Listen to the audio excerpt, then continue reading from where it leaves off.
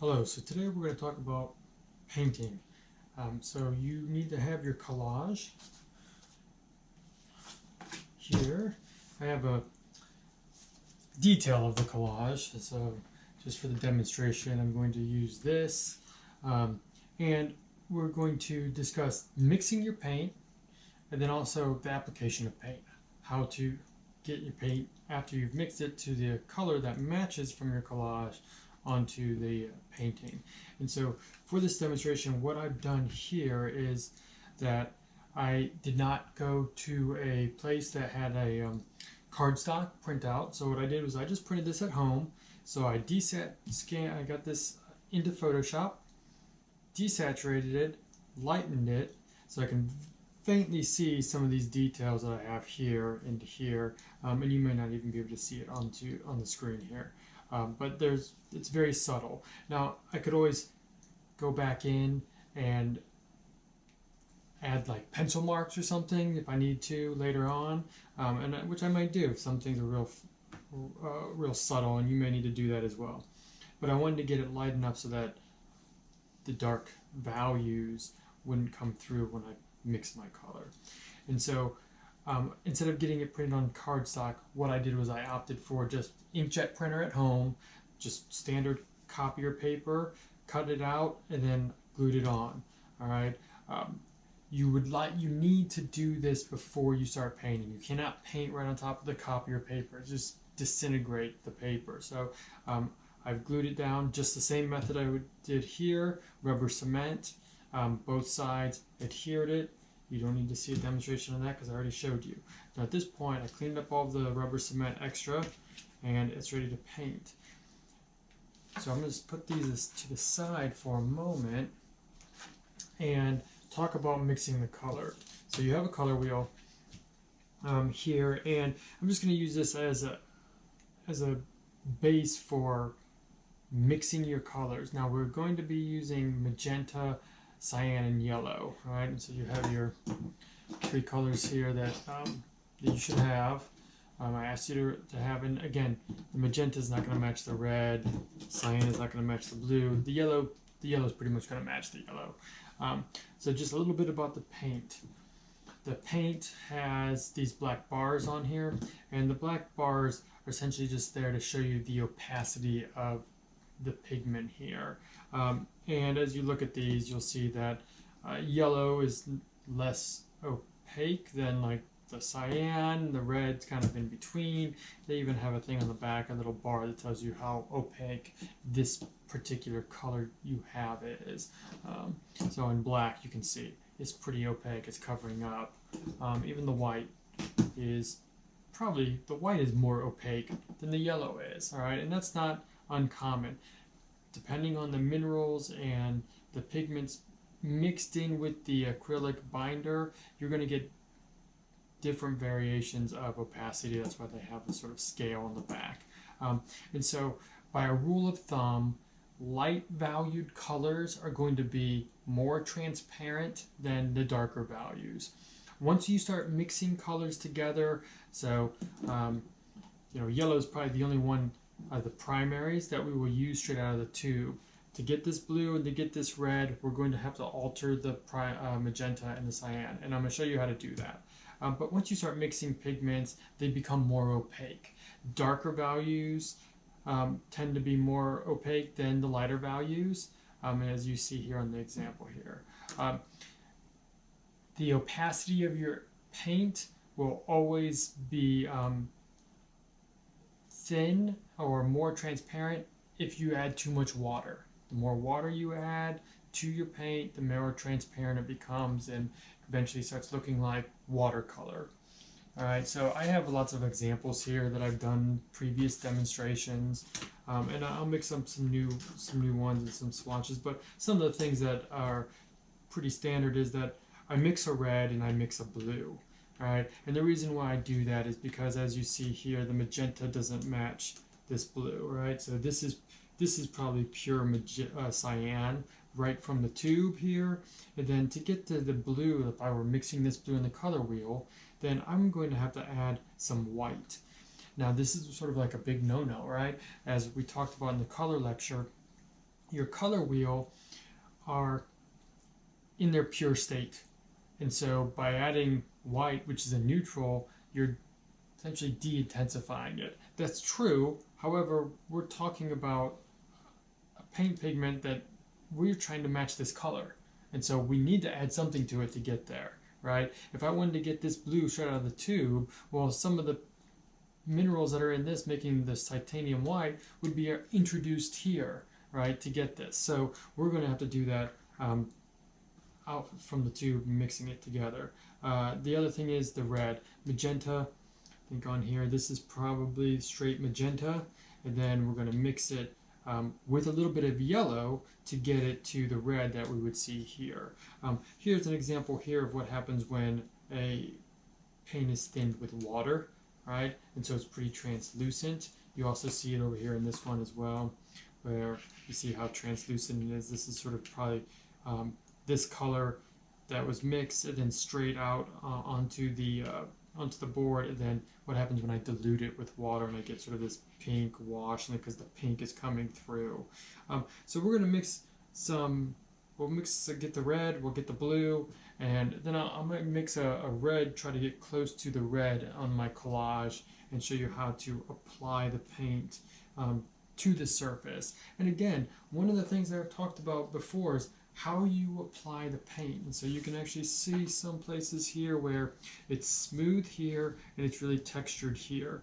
And so how do you apply paint with creating texture? I'll talk about that, but it also might be important, how do you make those changes when you go from collage to painting with the application of the paint? Do you make choices that I want to add texture here to maybe place emphasis on one of your subject matters and draw more attention to it? And is that necessary in what you're trying to communicate to your audience, your identity? So things to think about as you move forward is, where and how you might manipulate, the texture of the paint. So on the mat here, I just have a piece of sketchbook paper and I have a piece of Mylar. You should have a piece of Mylar to mix on. If you don't have a piece of Mylar, piece of glass or plexiglass works great. Worst comes to worst, you can get like a white baking dish or a glass baking dish and put a piece of paper underneath it. Use that. You want something that's not porous. And when you mix your paint, you want to use a palette knife like this, or I think what I asked you to get in your kit is maybe a plastic version of this. Works just as well. If you don't have that, you can a putty knife, raid a toolkit or something, plastic knives like you get kind of takeaway. That works great. A lot of students will grab plastic knives from the CAF during the semester, and they'll use that to mix. You want something hard to mix your paint on a non-porous surface. Your palettes that you have bought have areas to mix, and then you also have your containers that once you've mixed the color, save it, right? It's acrylic paint, it dries quickly, right? So when I paint it onto the board like this in thin areas, it's going to take maybe 5 minutes for something like these marks to dry. It does not take long at all. But as long as you have it like contained in like kind of a mass of paint, and you seal it like this with the lid, it should stay a few days, probably 4 or 5 days like this. And just be aware of how open it is to the air. The more air it's exposed to, or the more longer you leave it open, the faster it's going to dry out. One of the things that you can do to kind of prolong the duration of your paint is to, if you had a larger container, or you take like a little maybe cotton ball or piece of paper towel and get it wet, and you could like lay it on top of it and then seal it, so then like a paper towel that's moist is like going across here. That will prolong the life of your paint. Maybe it'll go 7 days or something. So you could do something like this.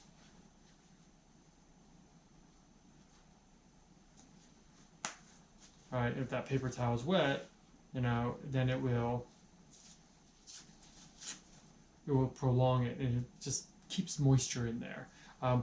If you mix your paint, and I recommend that, like if you're mixing one color. So if I have a color that I see throughout the whole composition, like I have a lot more yellow maybe, or a lot more red here, that maybe I could mix this red and then I'll use that red for a base for mixing the other reds that are similar, that you want to store it and keep it. If I mix this red, I want to paint the whole thing at one time, and I want to save it, because if I ever have to come back and touch it up, I want to have it ready and available to me. I don't want to have to remix it. If I mix this red and then I throw all the rest of that red away and I need to use it again, I'm not going to remix this exactly. Then you're going to have a little area of touch up that doesn't match. You don't want that. So mix the color that you need, save it, and use it for the rest of it. Determining how much paint you need, that can be a little bit tricky, all right? But these little vessels hold quite a bit of color. You don't have to mix the color wheel. What I would recommend is I'm going to use the color wheel to mix the red and the blue. But really, look at your collage and figure out what colors you need from here, right? As I look at this, I'm like, okay, I'm going to use some red. I'm going to mix a yellow. I'm not going to mix this yellow. First of all, yellow like this, which just comes straight out of the tube. But I'll mix this yellow. There's a little bit of, it's almost a little bit of sort of a yellow orange, right? I can hold it up to my color wheel and I can see that. You don't need a color wheel because you're going to just mix the color, and then you can brush it onto sketchbook paper, and then you can hold it up to your collage to match it. I'm going to brush it right onto a piece of board so that I can just hold that up and match to the colors I see here. All right, so you can mix here. This is kind of a small area, so that's why I have the piece of Mylar, and it allows me just a larger workspace. If you're wondering about my hand, I had surgery on the other day, and so it's all wrapped up. It's nothing serious.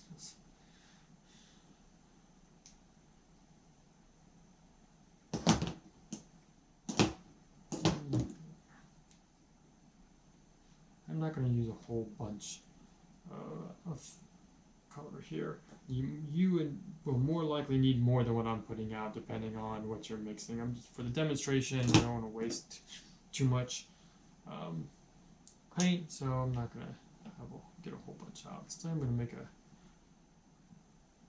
using the red, so I'm going to get a little bit more than that. And since I'll mix the blue from the color wheel, I'll also get just a tiny bit of white. So again, light values, again, I'm going to just keep saying it. Light values, more transparent. Darker values, more opaque. If you need to paint over one color over another, lighter values are harder to put over a darker color, right? In fact, if you tried to put like yellow over a blue, you might get green because it's so transparent. So I'm going to leave this out here. I have a jar of water, some paper towels, and I'm going to put this over here. And the first thing I'm going to do is I'm going to mix the red like I'm going to look for the color wheel. And so this would be the same process you would do for your mixing a color that you're trying to match your collage. And so typically when you're mixing, it's going to be less of the darker valued colors to the lighter one. If I'm mixing green for the color wheel, it's going to take a lot less blue than yellow. Since I'm trying to find a red here, and I'm just going to take a little bit of yellow, add it to the red, and let's see if I can gauge how much red is there and how much yellow I'm going to need. I don't want a whole lot of yellow because I don't want red-orange or yellow-orange.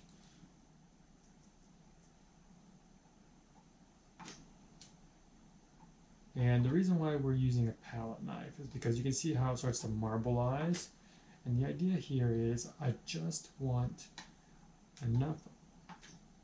I want to thoroughly mix my paint without getting those streaks. And if I use my brush to mix, what's going to happen is the mixture of the yellow and the red is going to get pushed up into the ferrule of the brush, and then you're going to have streaks of yellow and red up here, and then when I go to actually brush, I'm going to get stripes, right? And where some occasions maybe you want a gradation like you see in this demonstration here, and that's essentially sort of like the Bob Ross method, right? wet painting. If you ever watch Bob Ross, he'll do things like this where he'll get a palette knife or get a brush, and he'll get part of the brush in one color, another one, and then he'll mix it on the palette like this, and then he'll come over and do that. If you have a gradation that you want to achieve, that's what you should do.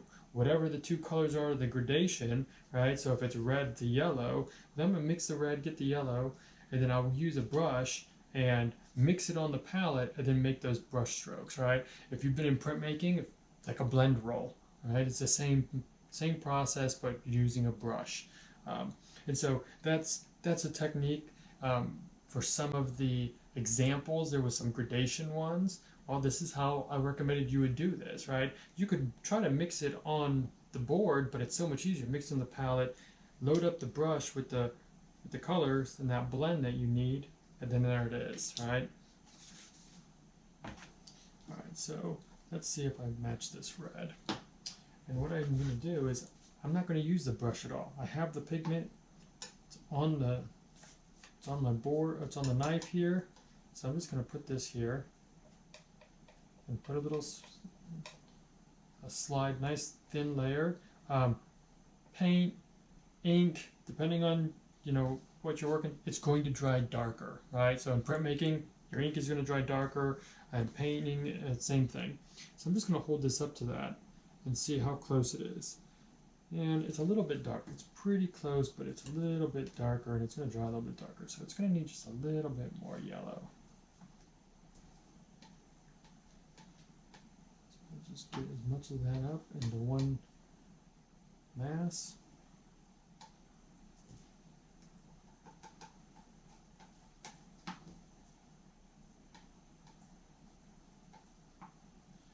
Usually what I do is I put swab the magenta on here straight out from the tube on here so you can see the difference. I'll open the tube back up and do that in a moment. So you want to make sure it's thoroughly mixed until you're not seeing any variation.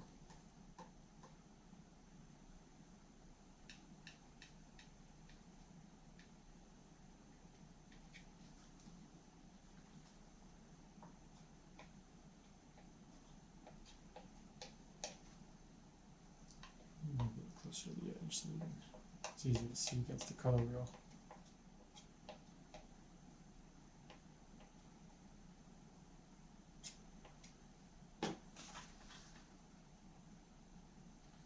That is a little bit, that's closer. It's getting real close. It might be a little bit darker here. It's darker a little bit here. And that could be just because it's a little bit built up, a little bit thicker. But let me just add a little bit more and then be done with it. Because again, I'm not painting with that red. I don't want to mix all of that, but this is how you should go about mixing it, right? Match the color, depending on how much of that color you're going to need. And you mixing the primaries is not a bad idea because, again, those three primaries are the root for everything else, okay? So you start with red and blue and yellow, then you can mix all of these colors on here or any color in your collage at the same time. Any neutralized color. So any neutralized color like I see in here, or if you have flesh tone, browns, any neutral color is a combination of the three primaries, right? And so if you look at your color wheel here, right, actually, look at here. So if I'm adding red, and this red's complement is green, okay? And if I want to neutralize green, well, I add red to it. There it is. And so it's a neutral green, but if I know green is a combination of blue and yellow, red adding that, then this neutral color is a combination of the three primaries. So any color that's a neutral, any neutralized color has to have some combination of these three colors. And that's what you should use in mixing them, right? If I see a neutralized color, it's like, okay, well, I'm not going to, if I was getting this sort of pale magenta in here, it's like, well, I'm not going to add white to magenta. There might be a small component of white, but even this color, this is a more neutral red, right? than what I'm seeing here. Well, to get this, I'm going to add a little bit of cyan to it, all right? Or the blue that I mix, all right, to get to this color. So let's do that now. I'm going to I have multiple palettes. If you don't have multiple palette knives, you're going to have to clean this up before you go to the next one. But now let's do the blue. And so, again, this is just going to take a little tiny bit of white, like very small amount, right? So just that little tiny amount here, and I'm going to mix this up. I can always add more white, but white is pretty strong here, and the blue is not too far off. Again, I didn't use a straight cyan, so you can see. You can see it here, though. This is the blue, probably closest to the magenta, to the correct blue. That's straight cyan right here, so you can see how dark it is. Looking for that Smurf blue, right? That's kind of what we're looking at. And that is not quite there yet. I can add a little bit more white.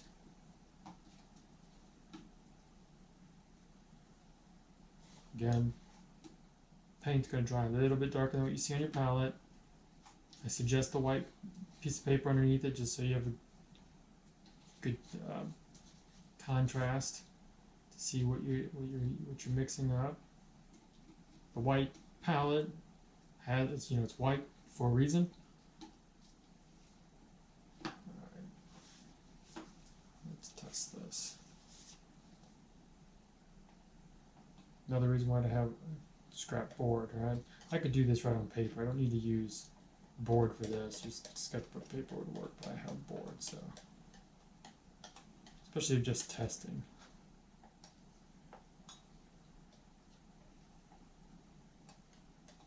Let's see if it wasn't mixed all the way. Do as I say, not as I do.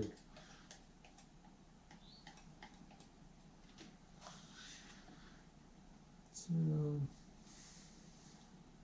I think that'll work.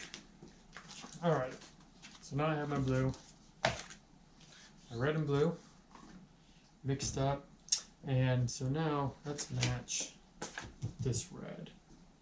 And so this is where on your palette, after you've mixed it, if you've mixed the color and you're not going to knead it away, I would gather it up, put it in one of your containers here. Put it in one of this once it's done. Once it sits out like this, again, longer it's open to the air, faster it's going to dry out. This stuff over here where I've been mixing it, that's starting to dry already, where it's really thin. All right, and so you want to, if I'm done mixing it, put this away. All right, I'm going to gather it up just so it stays open for longer. You could dip this in here.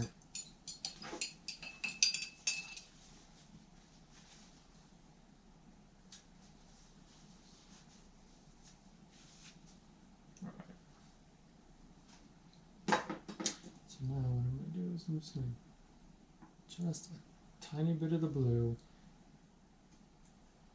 to mix with this red that I made to match that.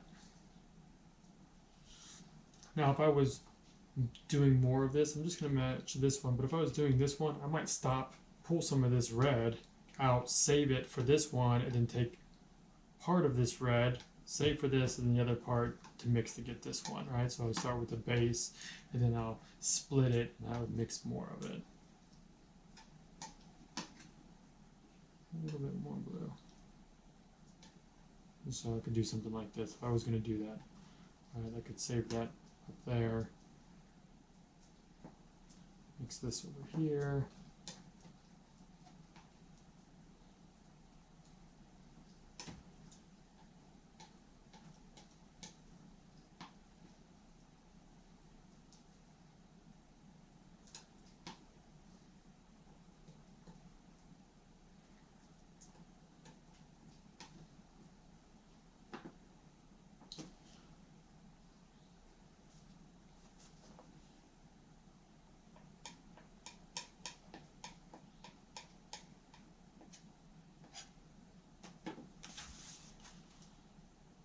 So if I look at that, that's pretty close.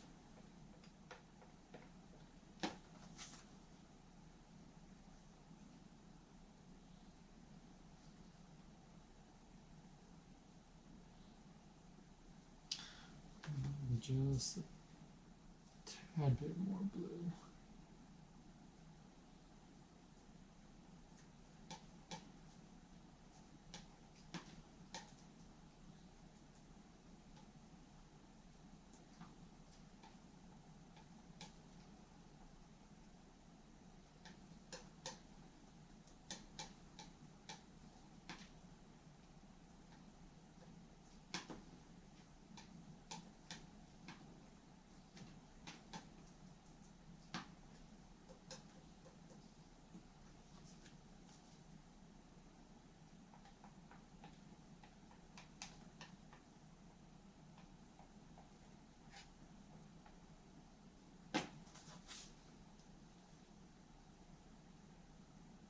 That looks right on.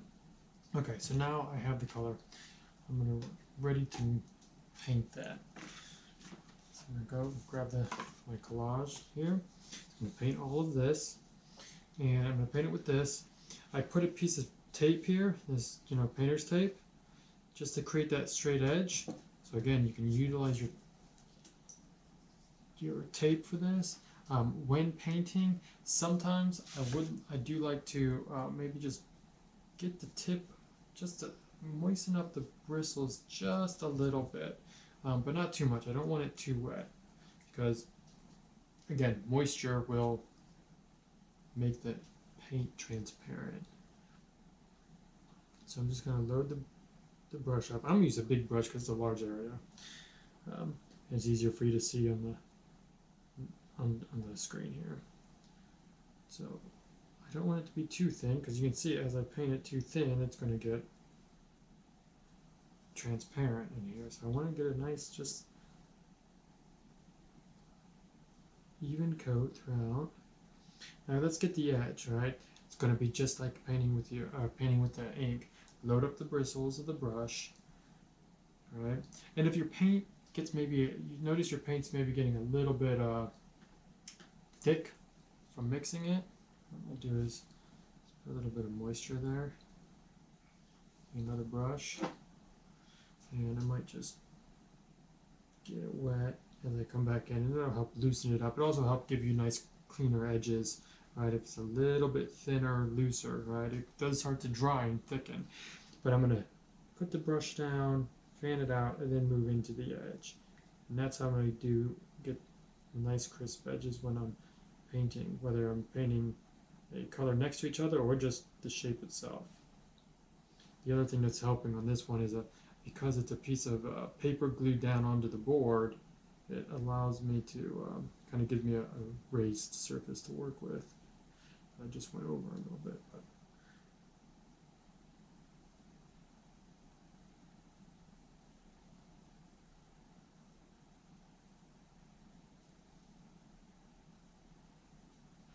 the paint and the tape I can be a little bit relaxed with and go right over it.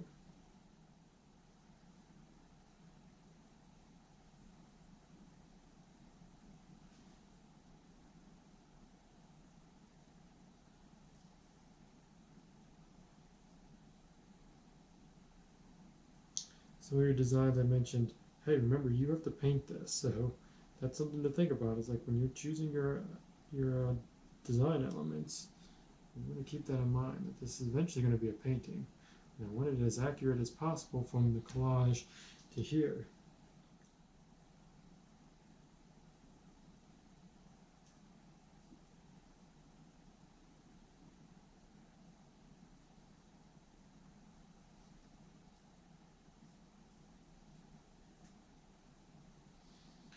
I'm running out of paint a little bit here. I'm not going to paint this whole thing, just enough to give you an idea. Alright, so I'm going to go in and finish this and clean that up, clean up the edge. But one of the things I want to show you is like, well, what happens when you paint? You have, let's say,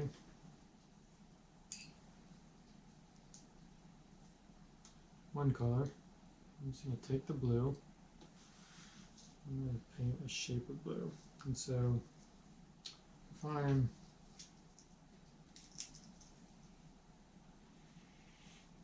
there's painting that edge,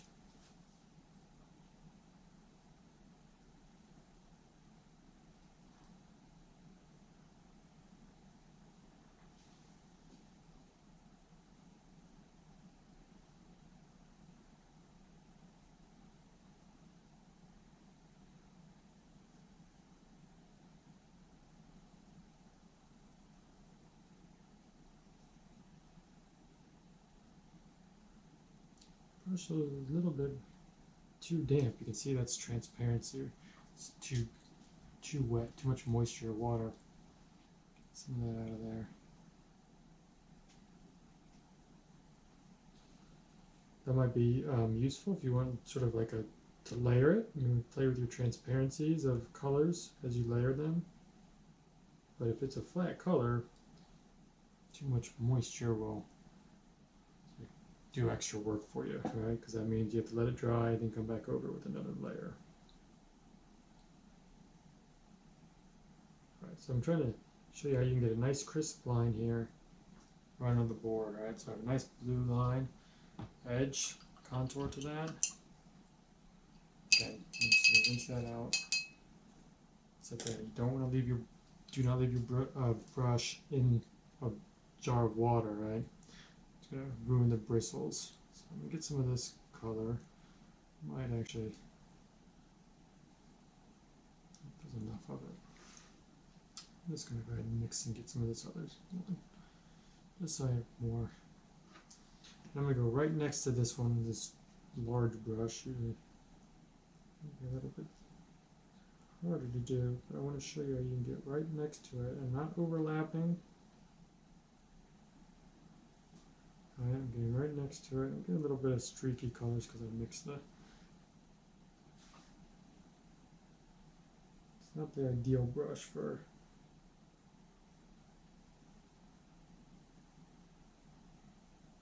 I don't want to trap any white space between here, so I'm just gonna go right next to it, and you can do that. So these colors are just right next to each other. They're not overlapped. If you see a little bit of the white, then I can come back in and move the bristles back over it to clean that up some. This brush is a little bit large for this, but it works.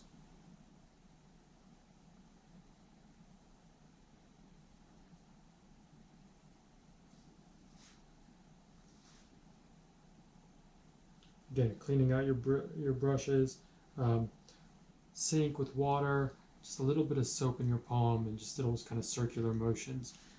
So water, soap in the palm of your hand. Work the lather up to the metal part, the ferrule of that, just to clean out your brushes. Alright, so you can see you get nice clean edges. Water's blue from the brush. I just put red in there. It's going to get really dark and violet. At some point, when your water is really dirty, you're going to need to change it. So just get at this point, that water should be changed to get some fresh water from rinsing out brushes. All right, you're going to want to rinse out your brushes between color changes if you have like a favorite brush you want to use. All right, and so now you can see you get nice crisp edges. The thicker the paint gets, and the paint is already pretty thick. When it gets thick and starts drying out, it's going to be harder to get these edges, right? And so getting a little bit of moisture into it might be necessary. If you're storing paint in your container here, and it's like the third day you're going to use it, what's going to happen is you're going to have, if this is your glob of ink that's in, or paint ink, I'm a printmaker, your paint, it might develop a skin. Just poke through the skin with the end of the brush or the palette knife to get to the wet medium. It'll still be fine. All right, just don't worry if it dries and gets this hard skin on it. If there's good wet ink, paint inside, I said ink again. If there's good paint inside, it's usable. All right, so don't let that sort of stop you. But when it does get a little bit thicker, it is harder to get these nice crisp edges. Okay, and so you might have to thin it down a little bit with water, just loosen it up to get the nice thin, nice crisp edges if needed. And then you might have to do it once and then let it dry and go back over it again. If you're in a hurry and you want your paint to dry quicker, a hairdryer, cut down that 5 minutes to a minute. All right, so just do that. Or if it's on a board like this, you can just sort of get a manual fan here and just wave it, and that works as well. So again, if you're mixing a blend, let me go ahead and I'll just show that. Let's just do a little bit of, let's do half white or yellow.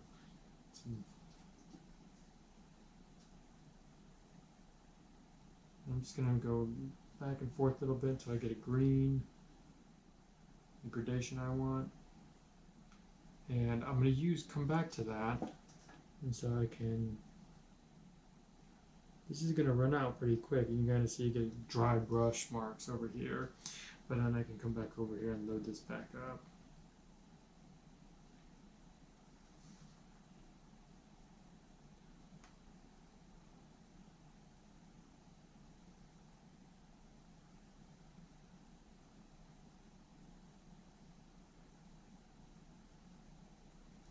So I can get a nice sort of gradation from the palette to the board.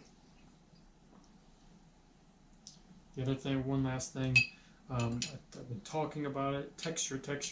How do you use texture? Can you implement texture? A couple of different ways that you can apply texture with the paint. One could be, well, we grab this paint and actually really thick on here and just sort of dab it like this, right? Let that dry and create a texture. When it's dry, then go back over it, especially if I need it to be opaque, right? And talk about the transparency that happens. So that's one way. It doesn't have to be a brush. It could be a sponge. It could be paper towel, right? Applying texture that way. You could use a palette knife, right? So I can grab this and say I want to come over here and now you get a little bit less control with the palette knife, but it's it's possible, right? I can get a nice little texture. And again, you can always mask it off with the painter's tape. You mask it off if you want to create a texture in a certain area, and you're using a palette knife. You want something like that. So mask it off with the palette. You use piece of paper, sketchbook paper. Cut it out into the shape to mask off. Put it down, and then use that as a mask as well. So there's different ways that you can sort of troubleshoot different techniques. For my collage here, that there are a lot of areas that have these holes, these sort of hole. Well, what I could do is take like a hole puncher and punch a piece of paper and use that as a template, so that I could put the punched piece of paper down and then paint through that hole, move it, paint through the other hole. Or you could use your circle template. Right, your circle template, it'll clean up easily, right? This plastic, it cleans up just by some water. It'll clean right up, right? This blue is dry, so it cleans right up. So if I have different circles that I want to paint, I could take my circle template, I could flip it over so the dimple side is up, so I have flush contact between the circle template and my board, and then I could just brush right through those holes. Right, and problem solve, right? If you have any questions, the painting part this is going to take the longest of this project, so make sure you allot enough time. I'd like to see 60% of paint on your board in the next class period, I believe. So check the calendar. Make sure you spend enough time painting. I will tell you now, the painting is going to take a good amount of time. So a lot of time. Color mixing may be easy for you, may take a while for you. Some colors are going to hit it really quick. Some colors are going to be more difficult. Neutral colors are more difficult. Just to give you a heads up. If you have any questions, let me know.